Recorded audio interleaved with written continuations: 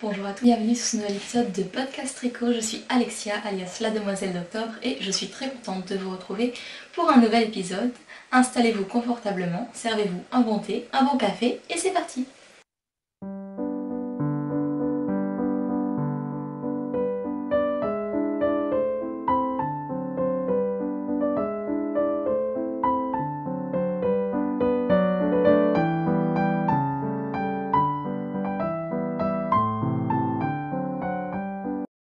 Alors aujourd'hui je vous accompagne avec cette tasse qui a un joli motif assez rétro.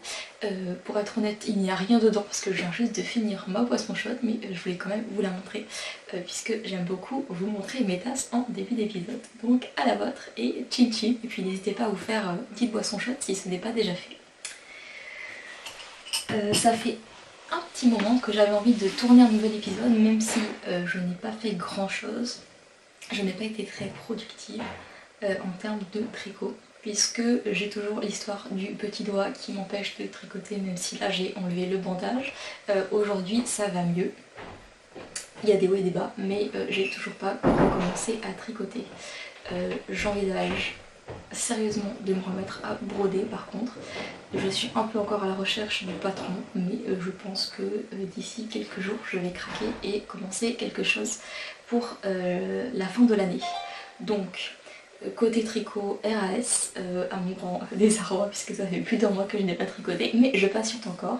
Je pense faire un essai, mais voilà, je ne veux pas trop non plus m'enflammer parce que c'est vrai que ça fait encore assez mal. Donc je m'étais fait une entorse, donc j'ai passé une radio, j'attends d'avoir les résultats, savoir s'il y a plus qu'une entorse, mais voilà. Donc pas trop de tricot en ce moment. Comme pas de tricot, ça m'a laissé du temps pour réfléchir, penser à plein de choses et vous préparer plein de nouveautés et plein de surprises pour la fin de l'année, ça c'est chouette. Et ça m'a aussi laissé du temps pour découvrir des artistes et des choses inspirantes que je ne connaissais pas. C'est ce dont je voulais vous parler tout de suite. Donc j'ai découvert le travail d'une illustratrice qui s'appelle Esther Beninck, je ne sais pas si ça se prononce comme ça. Donc j'ai son petit flyer juste à côté et voilà, je crois qu'elle est en Allemagne, si je dis pas de bêtises, je me corrigerai si jamais. Donc j'ai là sa carte de visite et son slogan qui m'avait beaucoup plu en fait, c'est illustratrice sous la couverture. Parce qu'en fait elle fait des illustrations très cosy. C'est pour ça qu'elle a choisi ce logo là, donc qu'elle a choisi de se représenter dans un fauteuil. Et donc c'est une illustratrice qui fait des images encadrées, des tableaux, plein de choses. Et j'ai découvert son travail en fait sur un site qui vendait des puzzles. Parce que d'ailleurs vous dites puzzle ou puzzle, on va ouvrir un débat dans les commentaires. Moi je dis un peu les deux, donc vous m'entendrez dire les deux. Ne tricotant plus, je voulais quelque chose pour m'occuper les mains. Au final je pense que je vais quand même pas tarder à reprendre, mais voilà. J'ai quand même eu un gros passage à vide de déprime parce que je tricotais plus, je pouvais plus trop tricoter et je ne savais pas trop quoi faire. Et j'ai eu envie de faire un puzzle. Donc j'ai un peu chargé sur internet et c'est là que je suis tombée sur le travail de Esther Beninck. Et donc elle propose plusieurs illustrations en puzzle et moi j'avais craqué sur celui-là. Attention, ça va faire du bruit. Voilà. Donc c'est un puzzle 1000 pièces et elle représente beaucoup des scènes avec des animaux de la forêt dans des intérieurs. Voilà. Moi j'ai craqué sur celui-là qui s'appelle Woodland Friends, donc les amis de la forêt. Mais il y en a d'autres aussi. Ce que j'aimais bien c'était le côté un petit peu nocturne et les petits lampions suspendus et les couleurs aussi, même s'il est assez sombre en termes de couleurs. J'aime bien l'idée que ça m'accompagne sur la fin de l'automne et le début de l'hiver. Donc voilà, je suis assez contente du résultat, même si j'avais pas vu en fait que qu'elle a un sourire un petit peu bizarre, je trouve, la personnage finalement. Que j'avais pas vu en l'achetant, mais bon c'est pas grave, je vais quand même me régaler de faire ce puzzle. Et j'ai également craqué pour d'autres choses donc sur le site de l'illustratrice parce qu'elle propose en fait un calendrier. Donc j'ai déjà un calendrier pour 2024 qui m'a été offert et qui est chouette, mais en fait je me suis dit que d'acheter le calendrier c'était une bonne façon d'avoir plusieurs illustrations qui suivent les saisons. Donc je suis très contente. janvier ce sera celle-ci.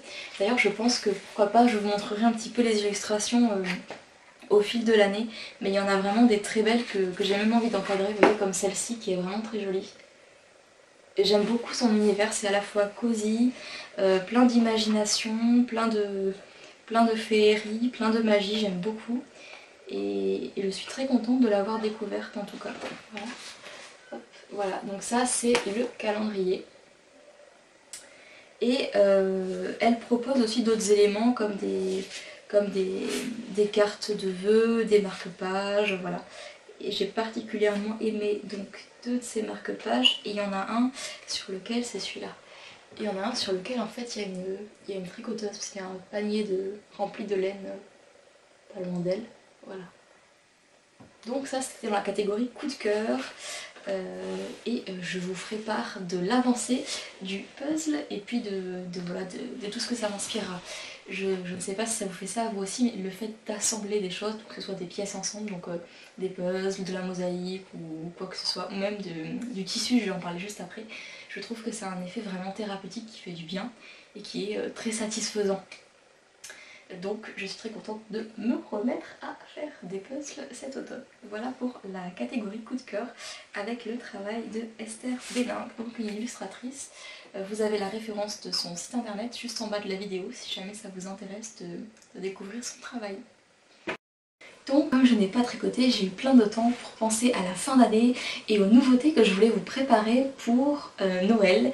Et finalement c'est une bonne chose. J'ai passé là, on va dire 2 semaines très actives à faire des achats en conséquence, à préparer, à planifier, et il y a énormément de nouveautés qui arrivent pour cette fête de fin d'année. J'espère que ça va vous plaire. Donc je vais vous dévoiler aujourd'hui une partie de nouveautés parce que je n'ai pas encore tout reçu, et je vous dévoilerai la seconde partie dans le prochain podcast, sachant que la mise en ligne va se faire au fur et à mesure de tout ce que je vais recevoir, etc. Je ferai ça au fur et à mesure. Peut-être qu'il y aura aussi une vente vraiment de Noël, j'ai pas encore trop décidé ça. Mais en tout cas je voulais commencer à vous présenter les produits.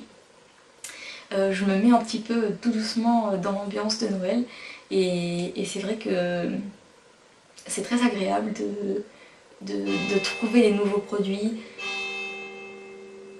de réfléchir à des choses qui vont vous plaire, et je suis même un peu sortie des sentiers battus, donc j'espère que ça vous plaira. J'ai osé pas mal de choses pour la fin d'année et j'ai vraiment hâte de voir le résultat de tout ce travail et de toute cette réflexion. Donc la première nouveauté en boutique, c'est que la collection des anneaux marqueurs qui s'étoffe déjà de mois en mois, puisque donc je sors un nouveau modèle d'anneaux marqueurs par mois cette année, va s'étoffer d'un coup.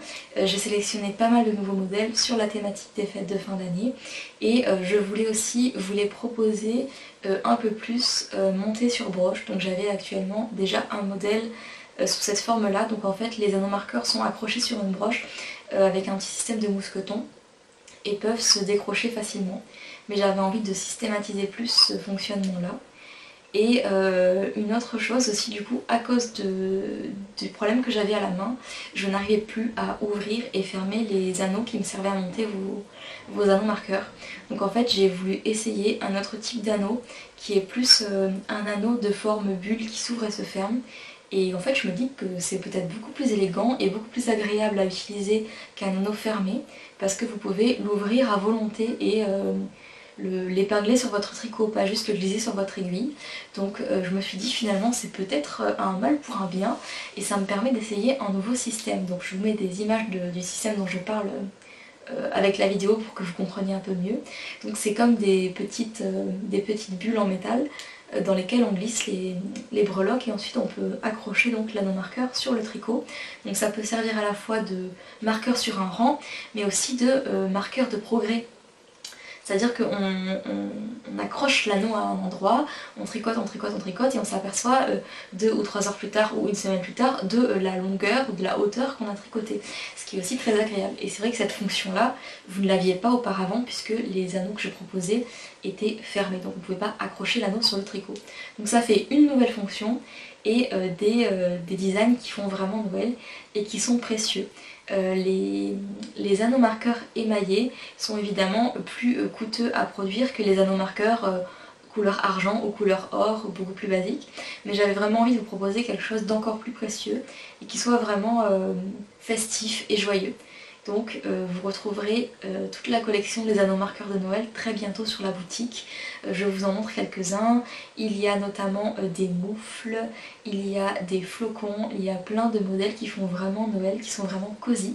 Et j'espère que cette collection vous plaira.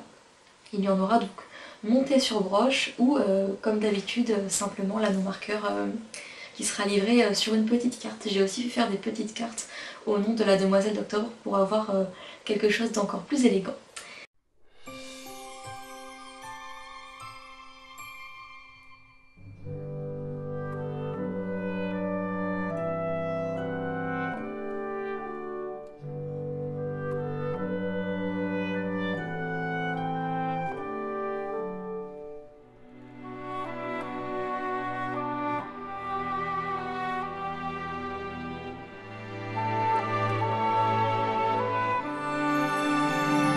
Voilà donc pour les anneaux marqueurs de Noël, mais ce n'est pas la seule nouveauté que je vais vous proposer. La nouveauté que j'ai le plus hâte de vous présenter, en fait je ne peux pas vous la montrer aujourd'hui parce que je la recevrai que normalement en fin de semaine prochaine, donc promis je retournerai un podcast pour vous la montrer et je pense que même ça fuitera sur les réseaux avant parce que je ne serai pas capable de la garder pour moi tout seul tellement j'ai hâte.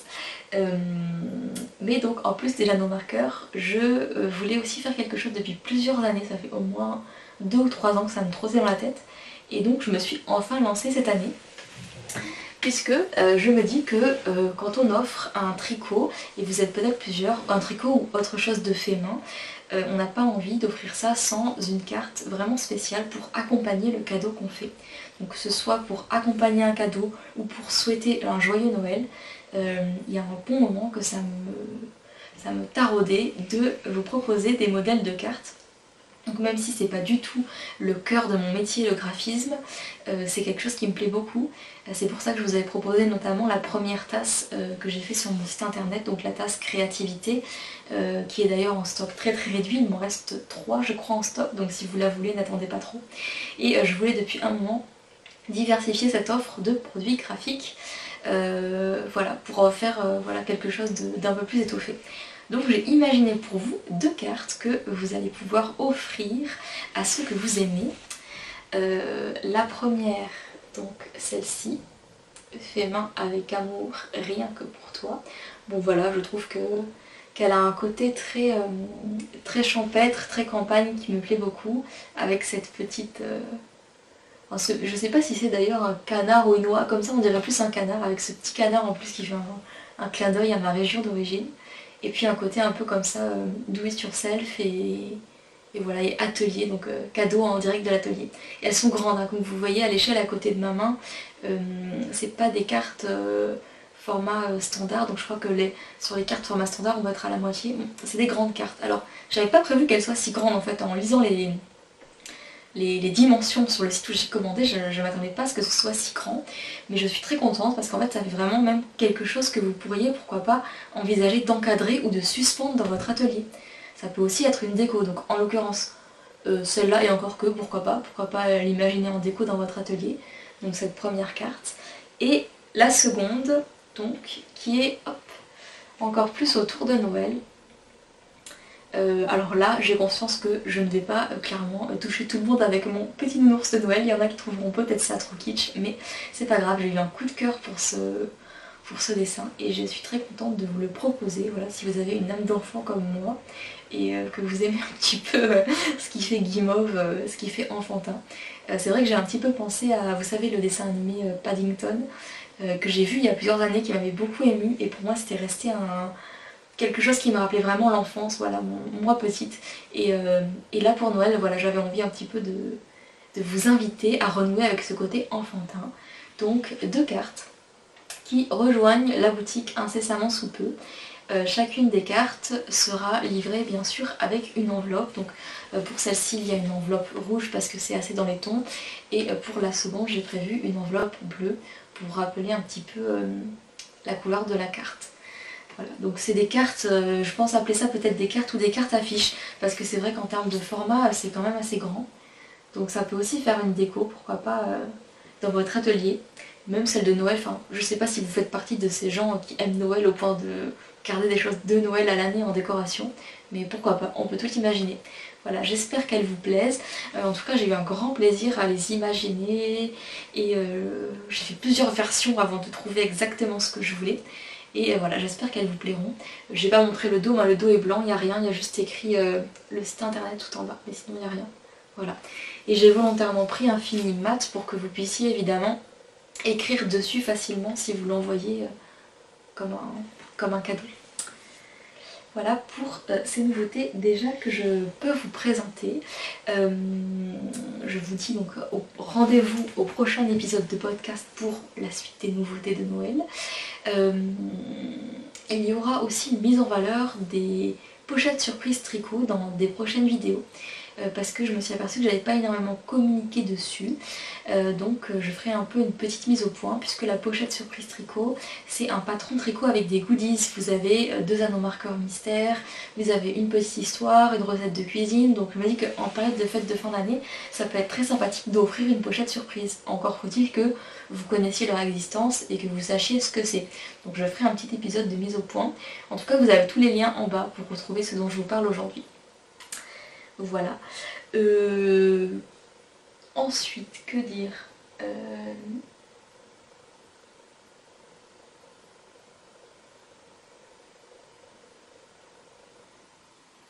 Côté projet en cours, à venir, côté tricot, le cal automne n'est pas fini puisqu'il a lieu jusqu'au 30 novembre. J'aime beaucoup voir vos avancées, vous êtes encore quand même plusieurs à avoir des encours, donc j'ai hâte de voir tout ça. Si vous ne l'avez pas rejoint et que vous voulez un peu tricoter avec nous jusqu'au 30 novembre, c'est possible. Vous pouvez profiter de ce cal pour monter un nouveau projet, vous motiver à le monter, pour terminer quelque chose que vous avez déjà commencé, pour déterrer un boulet tricot que vous ne pouvez plus voir depuis 3 ans mais que vous aimeriez finir. Voilà, tout est possible, n'hésitez pas.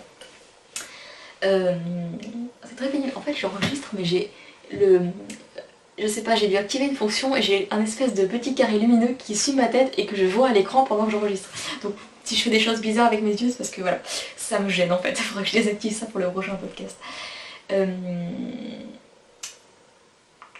Voilà, pour le cal automne, vous pouvez toujours nous rejoindre, il y a encore temps, n'hésitez pas à vous inscrire, à partager vos publications avec le hashtag calautomnecozy sur Instagram, les réseaux sociaux, c'est possible. Ensuite, dans les projets à venir, je pense que je vais peut-être reprendre le tricot très doucement bientôt, mais voilà, je veux pas trop précipiter les choses. Par contre, j'ai fait un essai de couture parce que je me suis dit que la couture sollicitait peut-être un petit peu moins, la couture à la machine solliciterait moins mes articulations pour l'instant. Et effectivement, ça a l'air pas mal. J'ai commencé à couper quelque chose qui me tient énormément à cœur. En fait, j'ai commencé à couper un plaid patchwork que je voulais faire depuis longtemps. En fait, c'est à cause de ce livre-là que j'ai là. Voilà. C'est celui-là. C'est celui-là. Ah, c'est pratique d'avoir la bibliothèque juste derrière moi quand j'enregistre. Donc ce livre, La Maison du Bonheur de Tilda, c'est un chouette livre dont je vous ai déjà parlé plusieurs fois, dans lequel il y a vraiment des jolis projets couture, c'est très inspirant. D'ailleurs, je me demande si je vous dis pas une bêtise, je me demande si c'est pas dans l'autre. Dans celui-là... Non, c'est dans celui-là. Alors, en fait c'est un ouvrage dans lequel il y a plein de choses, notamment des choses pour la maison. Et en fait il y a 2 plaids, donc il y a celui-là qui est un plaid fait de rayures, enfin de bandes, et il y en a un autre, moi c'est plutôt l'autre qui me plaisait.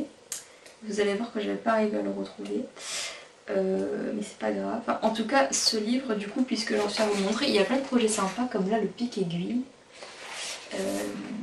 Et moi j'avais craqué sur un plaid, mais comme j'ai pas préparé l'épisode, que j'enregistre complètement à l'improviste parce qu'il y avait un peu de lumière et que je voulais absolument tirer parti de la lumière avant qu'elle disparaisse. Ah voilà, j'avais pas marqué la page. Voilà, moi ce qui me plairait ce serait ça. Quelque chose dans cet esprit là. C'est-à-dire des carrés. Après ce que je trouvais rigolo aussi, mais je sais pas encore si je vais faire ça, c'est le côté, vous voyez en fait on voit les coutures. En fait c'est cousu à l'envers et après au lavage on effiloche et du coup c'est un effet, je crois qu'on appelle ça un effet Oui, c'est rug en anglais, mais c'est façon chiffon, c'est un plaid façon chiffon. Et j'aime vraiment beaucoup ça, voilà, ce côté-là. Et donc je voulais mettre en valeur des tissus que j'aime énormément et que j'ai depuis longtemps et que je vais vous montrer tout de suite. J'en ai profité pour allumer parce qu'il me semble que ça y est, le soleil s'est sauvé, ça va vraiment vite en cette saison. Et je veux pas qu'on se retrouve dans le noir parce qu'au podcast précédent il était sombre en termes de luminosité, donc voilà. Je peux rien y faire que d'allumer la lumière. Donc les tissus que je vais coudre dans un projet patchwork, j'ai très hâte de me lancer. J'ai préparé tout ça hier. Il y a un tissu de Noël, attention ça va être très rouge, voilà, qui est vraiment joli, que j'avais acheté il y a au moins 2 ans, même 3 si ce n'est plus, sur lequel il y a plein de petits mots et puis il y a des bonhommes de neige, des sapins, voilà. Il est vraiment magique ce tissu. Donc il y aura du rouge, parce que ça va être un peu dans l'ambiance de Noël. Il y aura aussi un tissu que vous avez déjà vu parce que j'avais fait des sacs à projet que j'avais proposé en vente sur la boutique. Ce tissu avec des chouettes que vous aviez beaucoup aimé d'ailleurs. D'ailleurs j'en ai peut-être de quoi faire un sac à projet avec ce tissu là, peut-être que je pourrais vous en proposer sur la boutique si ça vous intéresse. Et le dernier en fait c'est pour mettre en valeur ce tissu que je fais ce projet au départ, ce projet de plaid patchwork. Parce que ce que j'aime avec le patchwork c'est vraiment qu'on peut réutiliser des chutes de tissu de toutes les tailles, de toutes les formes, enfin presque. Et ça me plaît, encore une fois comme avec le puzzle, on est dans l'assemblage, alors je suis dans une période d'assembler les choses. C'est ça, voilà, ce tissu-là. C'est pour ce tissu-là que je fais ce projet. Donc c'est un tissu qui a une histoire. Je ne sais pas si vous êtes comme moi, si vous êtes pareil, si vous aimez les choses qui ont des histoires. Ce tissu, il est vraiment très cher à mon cœur parce qu'il est lié à une expérience et à un moment de ma vie qui est à la fois, qui est un peu doux amer, qui est triste et joyeux à la fois, et que je voulais partager avec vous aujourd'hui. Donc il y a, si je commence à calculer, ça va faire loin. Ça va faire 5 ans, peut-être même plus. J'ai préparé le CAP couture en candidat libre. Donc voilà, à l'époque, j'avais ce rêve-là de me préparer au CAP couture, et cette année-là, ça va vraiment rejoindre l'époque actuelle. Je crois que c'était juste avant mon anniversaire, et il pleuvait à verse un jour, et j'ai couru, je courais, j'étais contente, c'était la fin de la journée, mon anniversaire approchait, je courais sous la pluie, il y a une plaque d'égout qui se profilait au loin sur le trottoir, et je courais donc avec toute la vitesse de mes guibolles, j'ai glissé et je me suis cassé le pisiforme de la main gauche. Donc le pisiforme c'est un petit os qu'on a par là, si je dis pas de bêtises, voilà. Mais je me rappelle plus exactement, ça doit être par là. Ce qui a été très embêtant pour pratiquer la couture en fait, comme je me préparais au CAP. Donc ça a été pas évident, et donc là voilà, nous voilà au moins 5 ans plus tard avec cette fois-ci le petit doigt de l'autre main qui est blessé, comme quoi il n'y a pas de hasard dans la vie, il y a plein de clins d'œil. Et donc le CAP couture, j'arrive, donc les mois passent, ma main, ça se remet quand même, tout ça, bon je travaille mon CAP couture, tout ça, voilà, je bosse quand même. L'examen arrive et c'est ce tissu là qui nous est présenté. Et ce compte en compte c'est une jupe à une jupe soleil, vous savez, à plein de pans, je sais plus exactement combien il y avait de pans. Et donc je couds, j'avance, c'est beaucoup plus laborieux que d'autres qui sont beaucoup plus calés que moi, beaucoup plus doués, etc. Voilà, bon je m'accroche. Et au moment de coudre le dernier pan, je m'aperçois que j'ai cousu un des pans à l'envers. Vous savez, en fait c'était des pans un peu trapézoïdaux. Et en fait il y en a un, je l'ai mis, si je me souviens bien, c'était la tête en bas ou quelque chose comme ça, pas dans le bon sens. Je regarde l'heure et je me dis est-ce que j'ai le temps de démonter? Allez, je tente. Et je découpe. Je sors le découpe vite et j'arrache, et le temps passe et moi je me dépêche, et en fait je m'aperçois, je commence à me dire mais j'ai déjà quasiment tout décousu, qu'en fait je me suis plantée et que le temps va me manquer. Donc je couds, je me dépêche, il y a du stress, évidemment je suis beaucoup moins efficace que ce que j'avais prévu, et j'arrive devant l'examinatrice, donc ça sonne, c'est la fin, et moi j'arrive pour présenter donc le fruit de mon travail à l'examinatrice pour le lui remettre, et je lui remets en fait que des pièces détachées de ma jupe que je n'ai pas eu le temps de réassembler, et je crois que j'avais une couture en fait, il lui restait 2 pièces assemblées de la jupe, et je me souviens de sa mine déconfite quand elle m'a vu arriver, elle était désolée pour moi, elle me dit oh là là mais qu'est-ce qui s'est passé, donc je lui raconte que voilà j'ai voulu démonter pour recoudre quelque chose et que j'ai pas eu le temps. Et donc voilà, c'est lié à ce souvenir. On avait le droit à l'époque d'emporter les chutes de tissu avec nous, et je m'étais toujours dit que je voulais coudre quelque chose dans ce tissu. Bien sûr, d'une certaine façon, c'est un échec puisque je n'ai pas eu l'examen, évidemment. Je m'en suis sortie avec une note assez terrifiante. Je crois que j'ai eu un 4 ou quelque chose comme ça, au global, puisque la partie pratique, la partie couture, évidemment, était très élevée dans le quotient final. Donc ça a été assez catastrophique en termes de notes. J'ai pas eu l'examen, mais j'ai quand même continué à coudre. Même si j'en ai pas fait mon métier tout d'abord, j'ai quand même continué à coudre, à créer et à faire des choses. Et finalement, ce tissu, l'une des choses qu'il me rappelle, c'est que j'ai une grande capacité à rebondir finalement. Et c'est vrai qu'il représente des roses, donc voilà, je me dis, les roses c'est très beau en termes de symbole aussi, c'est des fleurs qui sont épineuses, donc c'est pas toujours très rigolo, mais c'est quand même de jolies fleurs. Et ce tissu, voilà, me rappelle tout ça, me rappelle le fait qu'on peut rebondir quand ça se passe pas très bien, me rappelle aussi le fait de rester léger des fois quand ça va pas, puis c'est un beau tissu que j'aime beaucoup. Et à défaut d'avoir voilà, terminé la jupe, je voulais le mettre à l'honneur dans quelque chose. Donc j'ai prévu un mini plaid patchwork qui sera pas très grand je pense. Ce sera peut-être quelque chose plus pour se couvrir les pieds ou voilà, je sais pas trop. En tout cas, ce sera quelque chose de rectangulaire fait de plein de carrés de couleurs. Et je trouve en plus que les différents tissus vont assez bien ensemble. En fait j'ai pris des tissus qui sont dans des tons rouge, beige, blanc, comme ça en plus ça fait bien Noël. Et je reste dans les tons de mon tissu fleuri que je voulais mettre en valeur au départ. Voilà ce que ça va donner. Voilà. Donc ça fait pareil, c'est un projet en fait qui mûrit depuis plusieurs années. Comme quoi de me retrouver à pas tricoter, ça a fait éclore plein de choses qui patientaient depuis longtemps. Et c'est peut-être une très bonne chose. Donc je vous montrerai la suite du projet. Et puis voilà, donc je vais m'inspirer de ce livre, hein, La Maison du Bonheur. Même si je sais pas si je suivrai pas à pas vraiment les instructions du plaid qu'elle montre, mais en tout cas je vais m'en inspirer assez largement. Et peut-être pour faire d'autres ouvrages en couture aussi, si je vois que la couture se passe bien et que je dois patienter un peu avant de reprendre le tricot. Parce qu'il y a plein de jolies choses en fait qui peuvent très bien se prêter à Noël. Vous voyez, il y a des étoiles qu'on peut mettre en suspension, par exemple. Pourquoi pas faire des petites étoiles, je me dis. Il y a... qu'est-ce qu'il y a encore? Il y a des anges aussi. Ah, il y a un porte-monnaie qui est pas mal. Voilà.